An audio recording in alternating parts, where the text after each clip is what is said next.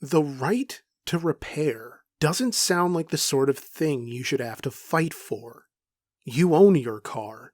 Of course you have the right to repair it however you see fit. Right? Well, actually, no. In the eyes of automakers, no you don't. Because you don't actually own the car. What you own is the body, the panels, its shell, but not the systems that power any of it. You don't own its beating heart. Future cars will essentially become rolling toll booths that brick themselves at the mere hint of any unauthorized tampering.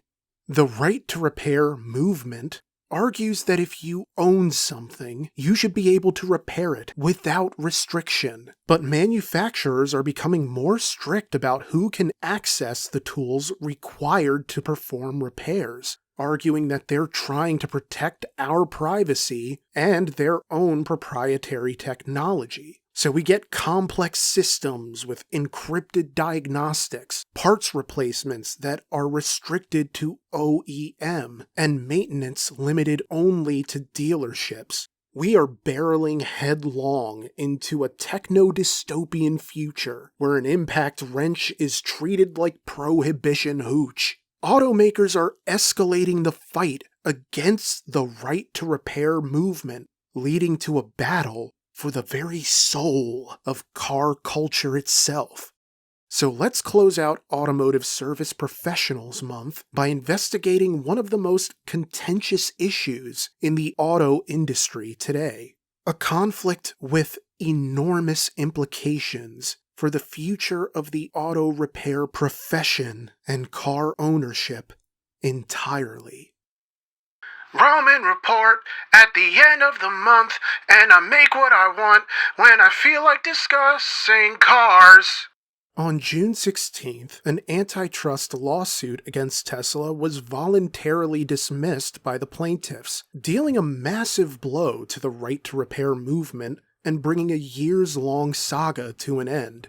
So long story short, in March 2023, a Tesla owner was joined by several other Tesla owners to file a class action lawsuit against Tesla. I mean, it's obviously about Tesla. And among other claims, the plaintiffs accused Tesla of designing its vehicle warranties and policies in such a way as to discourage Tesla owners from getting parts or services from anywhere other than from Tesla, in addition to locking maintenance behind tools and software that only Tesla is allowed to access, and limiting all replacement parts to OEM.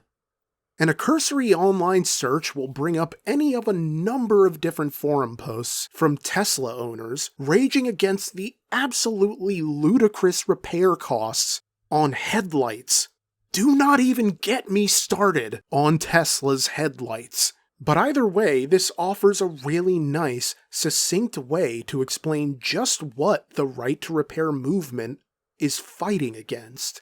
Because say a headlight goes out on your Tesla, and you bring the car in to have the bulb replaced. It should be simple enough. But because the LEDs are integrated into the headlight assembly, you can't just buy the bulb separately. And because the only way to access it without bricking your car is by using software and tools that only Tesla-approved service centers have access to, a job that would normally cost $30 and a lunch break on a regular car will now set you back north of $800 because you have to replace the entire headlight assembly. And worse, you can't just take it to any old shop, because again, it needs to be a Tesla-approved shop that has access to parts directly from Tesla, with the special proprietary tools and software that allows them to recalibrate the headlights, and all the other stuff they need to do to make sure your car isn't a rolling 404 screen. And if you're in a town without a lot of Tesla-approved service shops, you're going to be waiting longer than the last 1% of a Windows update to replace a headlight bulb. That's what the right to repair movement is trying to fight. And when I talk about the right to repair movement, I'm not really talking about a formal body, but rather a loose collection of different nonprofits, consumer advocacy companies, and repair industry backers, all of whom are fighting their own fight in various different consumer sectors, with automotive being one of them, and all to varying degrees of success. Now, 6 of the 8 claims that the plaintiffs alleged against Tesla were dismissed last June, and this voluntary dismissal brought the end to the remaining 2, essentially letting Tesla off the hook. I couldn't find any specific explanation as to why they voluntarily dismissed the case, whether it was that they no longer had the funds to continue, or they simply recognized that the case was unwinnable as presented. I'm not sure. But regardless, this is kind of a gut punch to the right to repair movement if you consider how big of a game changer this could have been in forcing automakers to open things up to the public. Now, to be fair, Tesla did open their electronic parts catalog to the public back in January, but it seems like Tesla owners are still having issues with the company, which seems intent on protecting its intellectual property. And look, not every corporation is unjustified in how they approach the right to repair, or at least I can understand the argument for some of them. For instance, Hyundai and Kia have a legitimate argument for wanting to keep their ECUs locked after that whole Kia boys nonsense took off and thefts went through the roof. And their defensive efforts did lead to a widespread reduction in the number of thefts, even if it didn't eliminate them altogether. But it's a slippery slope when you have companies doing shady things like disabling features once a car is resold, just to squeeze another dollar out of a customer who committed the unspeakable sin of purchasing a car on the secondary market. A lot of these companies will champion the notion of consumer freedom and then shackle your car with chains that now accept Apple Pay. And the check engine light basically chums the water for these sharks who want to keep drivers from swimming in the ocean of mechanical competency. Because every car is a cash cow waiting to be milked, and they'll be damned if they're going to let another farmer anywhere near those udders. And I'm sure there are plenty who would defend these practices on the principle that an organization dedicated a lot of resources into developing a feature, and they deserve to be paid for it. And maybe that wouldn't be such a repugnant thought if we had no memory of how things used to be. Noob Saibot was unlockable in Mortal Kombat 3 at no additional charge, because he was there on the cartridge. And it used to be the same deal when you bought a car. You had access to everything in it. Sure, maybe you had to pay a subscription for OnStar or Sirius XM. And sure, there were certain features that you can only get with certain packages. But once you got that package, it was yours. You didn't have to pay an additional fee to unlock features that are already available on the trim level that you got. It's not like you needed to shell out extra just to unlock adaptive cruise control that's already on the car. And you didn't have to pay extra for things like acceleration increase, which Mercedes is doing, apparently. Oh yeah, let me pay extra so you can remove the limiter, and great, now I can get to my sitting spot faster. That's exactly what I wanted automakers to do. Just recreate the thrill-a-minute, hurry-up-and-wait wonder of priority boarding. We are living through the claw machining of society in real time, watching people get their quarters devoured in perpetuity to try and win something they used to just have. Now, automakers and dealers will all make the same argument for why they oppose right to repair legislation. Back in April, a statement was released by the National Automobile Dealers Association, or NADA, arguing that right to repair legislation, quote, provides an unfair competitive market since dealers annually invest significant amounts of capital into their service and repair capabilities, first-rate technician training, and state-of-the-art diagnostic and repair tools to provide safe repairs. End quote. The statement also notes that while dealers are subject to strict regulations from the Federal Trade Commission, or FTC, it's unclear if third parties will have to meet those same standards on how to safely and securely handle vehicle data. It's the old cybersecurity argument, the justification that when it comes to your data, to quote Captain America, the safest hands are still our own. Because, this legislation would take all that juicy telematics data collected by your car and make it available to independent shops so they can make repairs. But they don't know how to handle your data responsibly and safely like we do.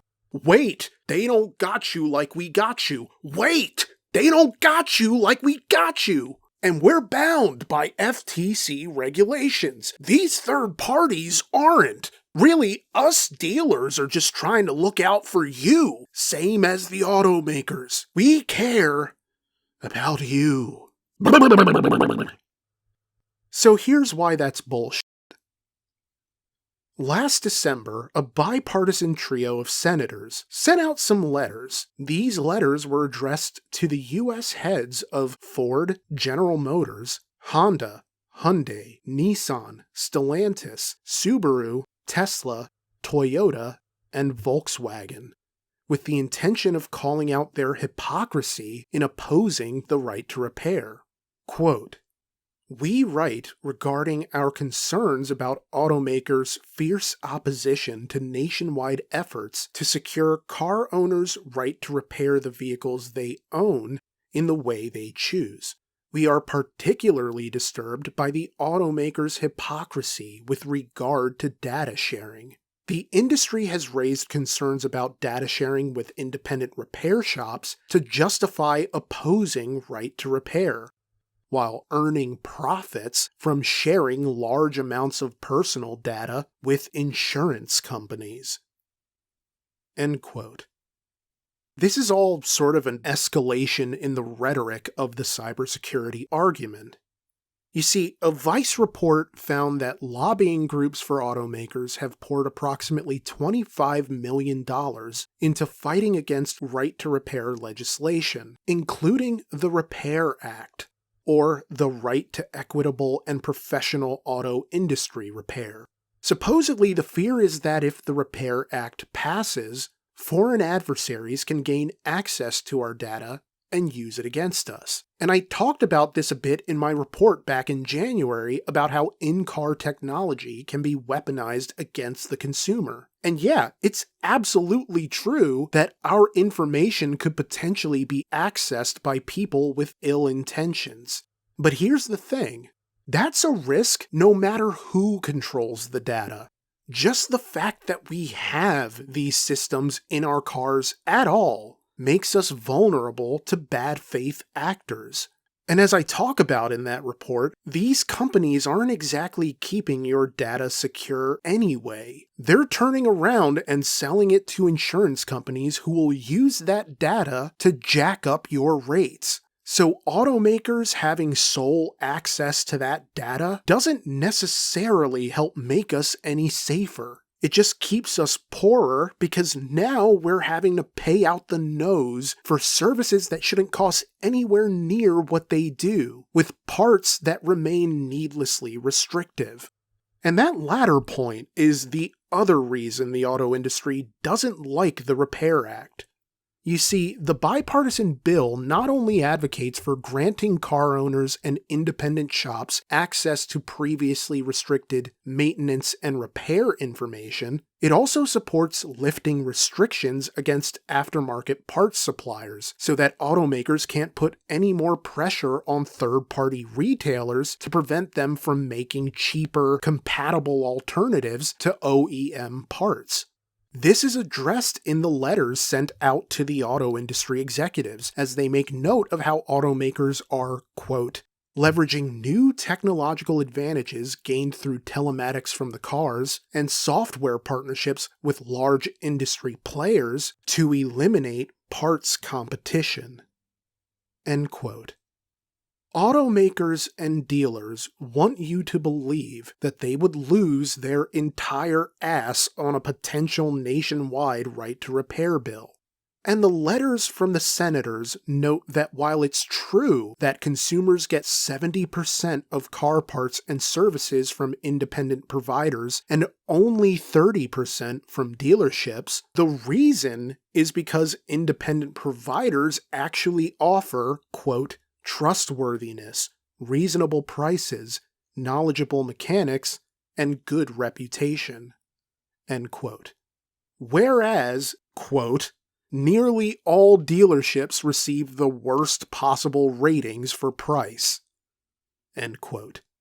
A nationwide right to repair bill wouldn't force automakers and dealers out of business. It would force them to actually price parts and services competitively.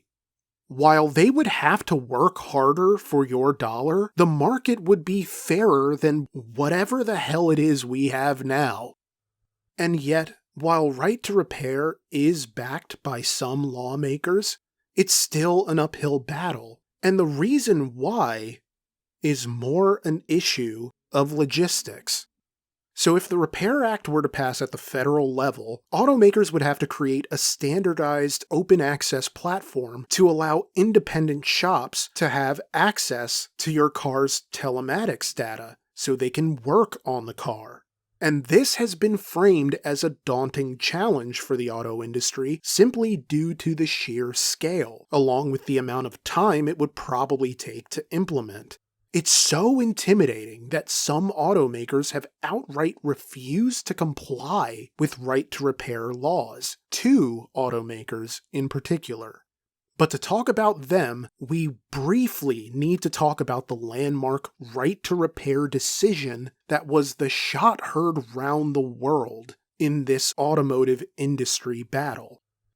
In 2012, the Right to Repair initiative went to a vote in Massachusetts, arguing that car owners and independent repair shops should have access to the same diagnostic and repair information that authorized dealers and garages get. And it easily passed with 86% of the vote. And the auto industry obviously wasn't happy about it, but they were even less happy when another Right to Repair initiative came up for a vote in 2020, updating the previous law to now include all electronic telematics data. And that passed with 75% of the vote. So less than before, but still an overwhelming majority.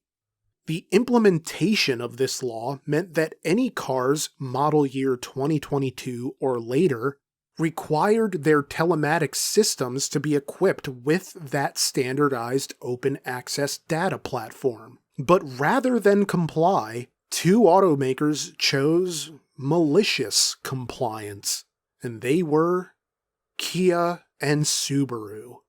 Yes, these were the 2 who complied with the law by essentially refusing to participate, even if it meant it came at the expense of their cars being as modern and tech-heavy as they could have been. You see, they removed all the features from their cars that could potentially violate the Right to Repair initiative, and by disabling all wireless telematics on new model cars, the companies were essentially offering low-tech versions of the latest models. Yet these new models weren't any better than the cars people were trading in to get them, since they actually had fewer features. No in-car wireless, so no Bluetooth, no navigation, no crash sensors, no roadside assistance. And what's wild is that people didn't even realize this until after they already bought their cars. Driving off the lot in their Subaru Ascent, thinking they're gonna listen to the Call Her Daddy podcast on the way home. Until, surprise, you're stuck with terrestrial radio, where your 2 choices are the ball game on 1060 AM and a music station playing all the hits of today that's currently on its 5th cycle of Katy Perry's Roar. Basically, this decision led consumers to the kind of buyer's remorse typically reserved for people who paid full price for Mind's Eye. Now, this happened back in 2022, and back then a Subaru spokesman stated that complying was basically an impossibility, noting that, quote, "The data platform that the new law requires to provide the data does not exist and will not exist anytime soon." End quote. From what I could find, it seems like that platform still doesn't exist, and it probably won't unless legislation is enacted at the federal level, such that automakers have no choice but to implement that platform if they want to sell cars here at all. At the very least, Europe seems to have this better figured out than we do. If I remember correctly, a German court ruled that automakers can't use the Cybersecurity Defense to explain why consumers shouldn't be able to repair their cars. If I do remember correctly, I'll put a source on screen right now, and if I'm not, then I'll probably just cut this part altogether and you'll never have heard about it in the first place. The letters by the three senators offer hope that there could be some movement on the Repair Act, as it was reintroduced to Congress earlier this year and gained bipartisan support. It didn't pass both chambers, but it shows potential, at the very least, for a reworked version to possibly get the necessary support. Although it's hard to say what shape the act would have to take in order to pass. Although, if nothing else, I'll say it's worth investigating criticisms of the right to repair movement and the arguments behind its necessity. Wait, why can I say necessity, but necessary is such a problem? I swear, necessary is the final boss of anybody who has a lisp. Back in January, the Independent Institute's Michael McCovey analyzed the argument presented by Senators Hawley, Merkley, and Warren in their letters to the auto industry executives, ultimately taking issue with the claim that automotive companies are only opposing right to repair laws out of hypocritical, profit-driven self-interest. McCovey writes, quote, "First, there is nothing hypocritical about the profit motive. Are automakers hypocritical when they offer new features that they believe will attract more customers away from their competition? Are they hypocritical when they improve the safety of their vehicles in order to obtain the IIHS Top Safety Pick designation, which the automakers believe will boost sales and therefore profits? Will these senators be castigating Hyundai for adding reinforcements to improve the Hyundai Elantra's safety in response to the IIHS's new side impact test? Second, these senators appear to confuse automakers with dealerships. They say that restricting third-party access results in entrenching auto manufacturers' dominance and eliminating competition from independent repair shops. But it is dealerships, not automakers, who compete with independent repair shops. An automaker does not obtain or strengthen any monopoly when they create a benefit for dealerships at the expense of independent repair shops." End quote. And you know, he's right.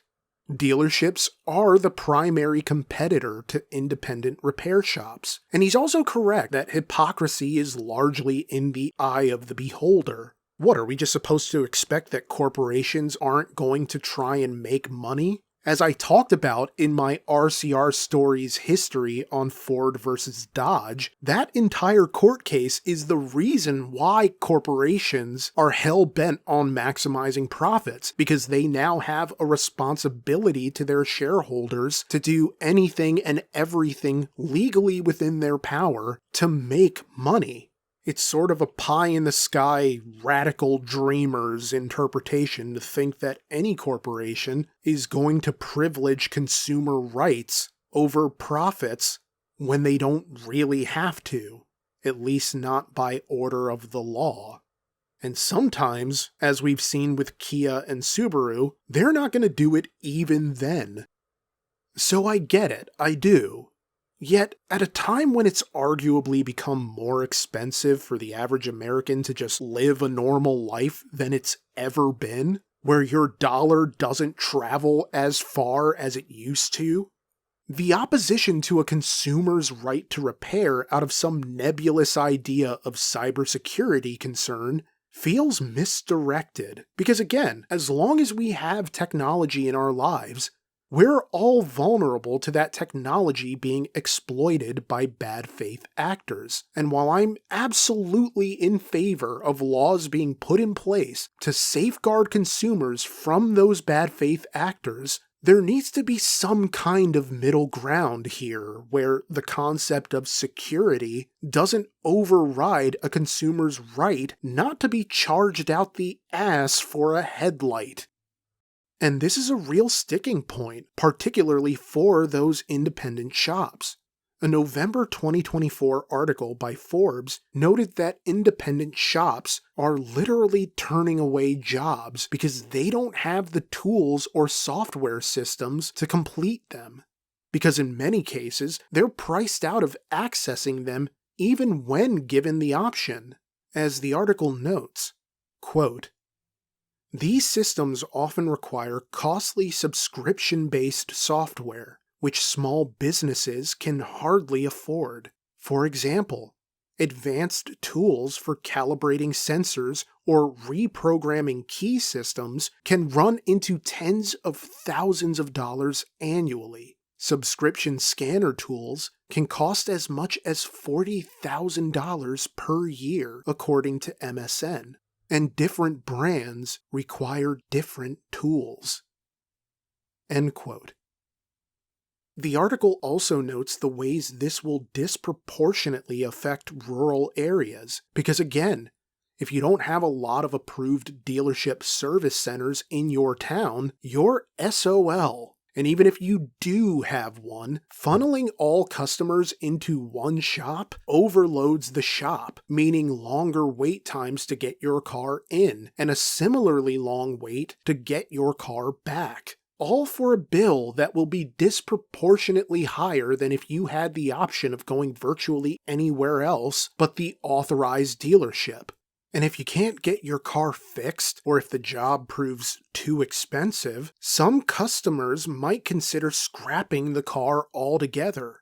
An article by Honest Wrenches Repair lists this environmental harm as one of the dangerous consequences of consumers not having the right to repair, as consumers being unable to fix their vehicles without incurring huge expenses could lead to, quote, "premature scrapping and an increase in automotive waste." End quote. But why is this a fight for the soul of car culture?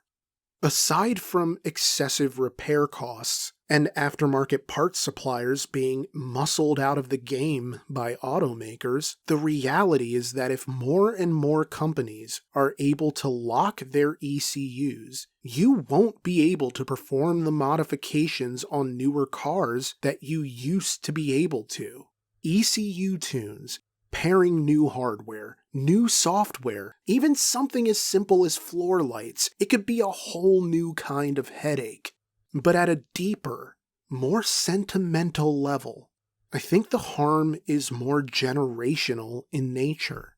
You know, in the same way people are being priced out of the car enthusiast community altogether by dealer markups and insurance gouging, right to repair opposition acts as a barrier to future generations even getting into cars in the first place. Because how many of you developed your love of cars under the hood, learning the ins and outs, performing repairs, modifications, cosmetic upgrades?